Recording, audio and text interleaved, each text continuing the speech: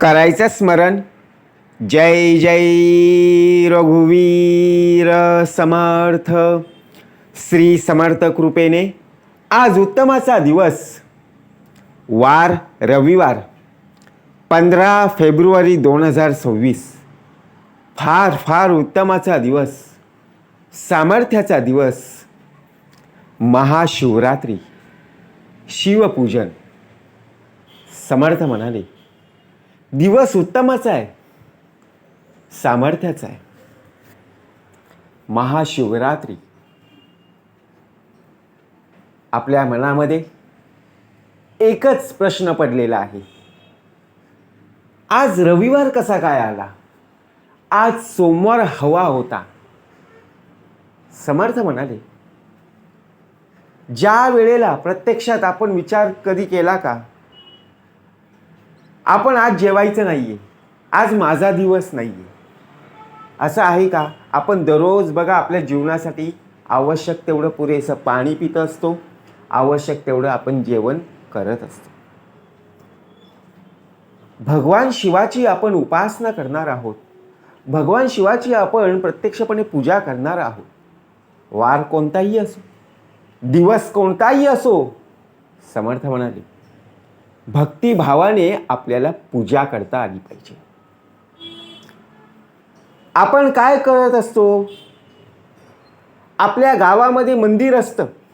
समर्थांनी सुंदर भाग दिलेला आहे. ज्याप्रमाणे गावामध्ये मंदिर आहे, त्या गावामध्ये प्रत्यक्षात आपला हा जो नरदेह आहे तो फक्त एकच दिवस त्या मंदिरामध्ये जात असतो, तो म्हणजे महाशिवरात्रीला.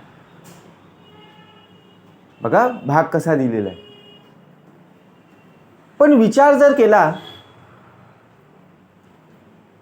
364 दिवस आपण त्या मंदिराकडे कधीही जात नाहीये. ज्याप्रमाणे आपली बघा 24 तास जपा अजपा आपली सेवा करीत आहे, बरोबर की नाही? आपण स्मरण नक्कीच केलं पाहिजे, आपण मंत्र म्हटलं पाहिजे, आपण पूजा केली पाहिजे. ज्याप्रमाणे आज महाशिवरात्री आहे, त्या अगोदर बघा संपूर्ण आपण कार्य हाती घेतलं होतं. कुठलं?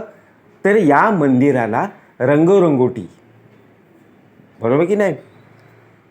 पण विचार जर आपण केला, ज्याप्रमाणे आपण त्या मंदिराला बघा, त्या देवळाला आपण रंग मारलेला आहे, आणि त्यामध्ये असणारा जो भगवंत तिथे दर्शनासाठी बघा प्रत्यक्षपणे लहान मुलांसकट बघा येत असतात की नाही, बरोबर की नाही? तेव्हा प्रथमतः काय दिसत असते? भगवंताची मूर्ती किंवा भगवंताचा फोटो किंवा भगवंत दिसत असतो का? नाहीये. प्रत्यक्षात पाहायला मिळतो तो म्हणजे मंदिर, देऊळ. बघा भाग कसा दिलेला आहे. आपण बाहेरून देऊळ पाहतो, प्रवास करत असताना आपण त्या मंदिराच्या किंवा देवळाच्या बाजूने जायचो, प्रवास करायचो, मंदिराला फक्त नमस्कार केला, आतील भगवंताला कधीही बघा प्रत्यक्षात पाहिलं नाही.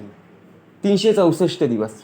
आणि आजचा हा दिवस महाशिवरात्री, सकाळी बघा प्रत्यक्षात पहाटे उठल्यापासून आपण त्या मंदिरामध्ये.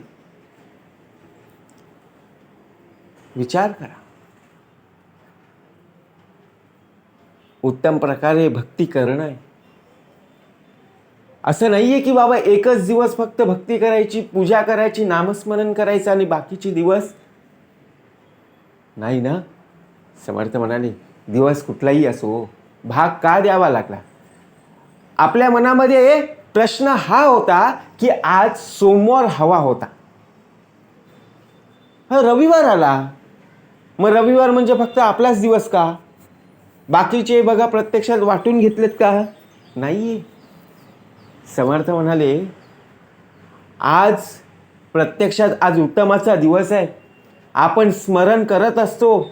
प्रत्येक कार्याची सुरुवात बघा ज्याप्रमाणे आपण श्री गणेशाने करत असतो त्याचप्रमाणे गुरुर ब्रह्मा गुरुर विष्णू आणि गुरुर देवो महेश्वरा तिघांचं स्मरण करत असतो.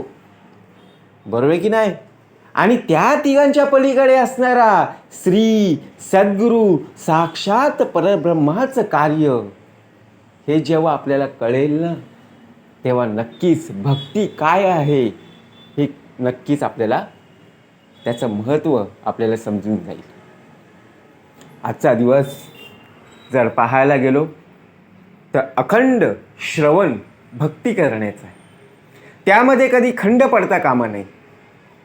आपल्या घरातील आई वडील पत्नी मुलं मुली बघा नातेवाईक त्या मंदिरामध्ये प्रत्यक्षात बघा दर्शनासाठी रांगेत उभे आहेत. परंतु आपला देह काय विचार करतो? मी सकाळपासून त्या मंदिरामध्ये होतो. बरोबर की नाही? म्हणजे आपण या देहाचा भाग चालू आहे समर्थ म्हणाले. कारण तुम्ही सर्व ज्ञानी मंडळी आहेत. या देहाचा भाग चालू आहे. त्या मंदिराच्या ठिकाणी हा देह उभा होता. म्हणजे कोणी विचारलं की या मंदिराला रंग कोणी दिला की माझी मान उंचावेल इथे अभिमान नसावा. बरोबर की नाही? समर्थ म्हणाले.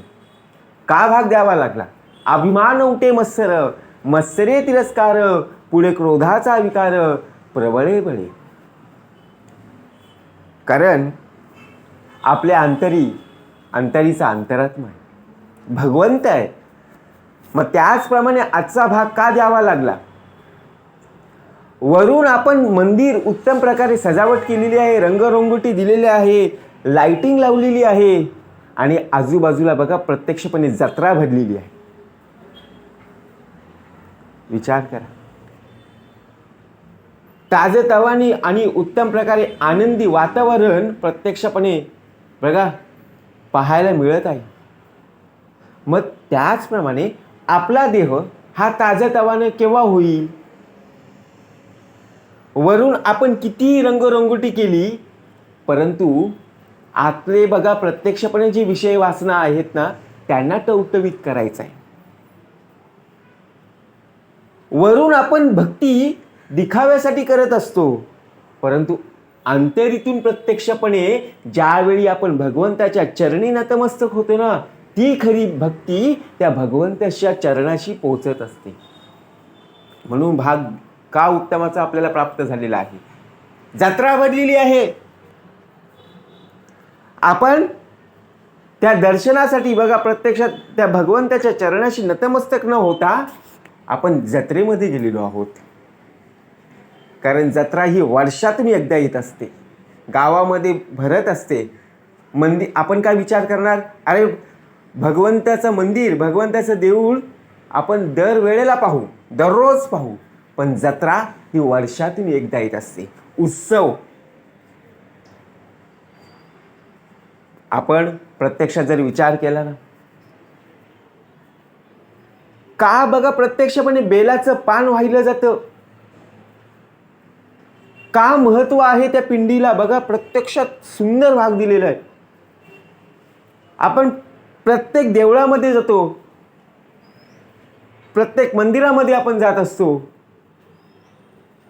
भक्ती भावाने जात असतो, मोठ्या मनाने जात असतो. त्याचप्रमाणे आपलं जे काही निवेदन असेल, आपली जी काय मागणी असेल, आपली जी काही इच्छा असेल ती आपण बघा प्रत्यक्षपणे पूर्ण व्हावी यासाठी आपण जातो ना. म्हणून आजचं दिवस शिवपूजन महाशिवरात्री हा उत्तमाचा दिवस आहे. बरोबर की नाही? आपल्या घरातील महिला वर्ग बघा प्रत्यक्षपणे उपवास करत असतात. आपल्या घरामध्ये जर आनंदी वातावरण असेल ना तर नक्कीच आपलं घर आनंदाने बघा प्रत्यक्ष आणि समाधानाने भरून येत असतं. परंतु सण उत्सव म्हटलं की बघा आपल्या घरामध्ये कटकटी असतात. कुठल्या ना कुठल्या क्षुल्लक कारणावरून भांडण होत असतं. कारण बघा, ज्या वेळेला आपण एखादी गोष्ट आणतो आणि एखादी गोष्ट आणत नाही, त्यावेळी भांडण होत असतं की नाही. परंतु समजून जाणं गरजेचं आहे. आपण मुलाला घेऊन गेलो, मुलीला घेऊन गेलो प्रत्यक्षात जत्रेला. मुलगा म्हणतोय, मुलगी म्हणते, बाबा मला हे हवंय. आपण जत्रेला बघा प्रत्यक्षपणे आपण सुद्धा असंच करायचो लहानपणी असताना. तुम्ही सर्व ज्ञानी मंडळी आहेत, या देहाचा भाग चालू आहे. हा देह सुद्धा बाबांना सांगायचा, आईला सांगायचा, आई मला हे पाहिजे, आणि नाही मिळाली की तिथंच आपण रडायचो. पण बाबा आई आपली इच्छा पूर्ण करायची, आपण रडायचो. बघा, तरी आई बाबा आपल्याला ती वस्तू दिल्यानंतर आपण आपलं रडणं बंद करायचो. मग आता आपली सुद्धा मुलं, आपल्या सुद्धा मुली बघा, जे हवंय त्या गोष्टीसाठी रडत असतात. आणि आपण जेव्हा देऊ ना, तेव्हाच ते नक्की बघा प्रत्यक्षपणे शांत राहतात. समर्थ म्हणाले, का भाग द्यावा लागला? जैसे ज्याचे कर्म तैसे फळ देतो ईश्वर. तुम्ही जसे कराल ना, तसंच बघा तुमची होणारी पुढची पिढी हे प्रामुख्याने पाहतच राहील. बरोबर की नाही? म्हणून आज उत्तम प्रकारे आपल्या हातून सत्कर्म कसं घडेल, भक्तिभावाने पूजा कशी, बघा ज्याप्रमाणे भाग, सुंदर भाग दिलेला आहे. एक पवित्र सण आहे. आजच्या दिवशी शिव पार्वती यांचा विवाह झाला आणि शिवलिंग रूपात बघा प्रकट झाले.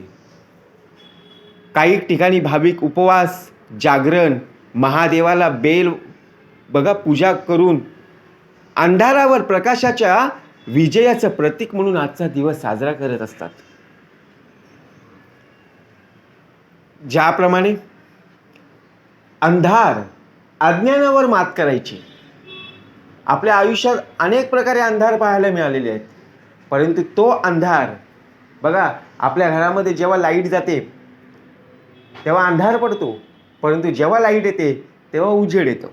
मग त्याचप्रमाणे आपल्या आयुष्यातला अंधार केव्हा पाहायला मिळेल? आपले डोळे बंद करा, अंधार, आणि जेव्हा आपले डोळे उघडे करू तेव्हा आपल्याला उजेड पाहायला मिळेल. म्हणून भाग का दिलेला आहे? सृष्टीच्या कल्याणासाठी. ज्याप्रमाणे आपण दरवेळेला भक्ती करत असतो, पूजा करत असतो, अनेक ठिकाणी पालखी सोहळे पाहायला मिळत असतात, काही ठिकाणी महादेवाचा अभिषेक सुद्धा पाहायला मिळत असतो. विचार करा, का सांगितलं? आपल्याकडून होणारी उपासना, आपल्याकडून होणारी भक्ती ही परमेश्वराच्या चरणी कशी पोहोचेल यासाठी आपण काय करत असतो? उपवास करत असतो. बरोबर की नाही? भक्तिभावाने आपण नमस्कार करत असतो. म्हणून येता जाता आपल्या मुखामध्ये बघा प्रत्यक्षपणे त्या भगवंताचं नामस्मरण असणं गरजेचं आहे. असं नाही आहे की बाबा वर्षातून एकदा आपण भेट देतो. बरोबर की नाही? आपल्या हृदयस्थानी बघा प्रत्यक्षात तोच भगवंत आहे. त्याचं नाम आपल्याला 24 तास जपा अजपा घेणं गरजेचं आहे. म्हणून समर्थ म्हणाले, ज्या ज्या स्थळी हे मन जाय माझे. कारण आपलं मन चंचल असतं. आपण मंदिरा ठिकाणी गेलेलो आहोत, परंतु आपलं मन जे आहे ना ते जत्रेतल्या आकाशपाळणाकडे आहे. म्हणून समर्थ म्हणाले, त्या त्या स्थळी हे निज रूप तुझे मी ठेवितो मस्तक ज्या ठिकाणी तेथे तुझे श्री सद्गुरु पाय दोनी. जय जय रघुवीर समर्थ.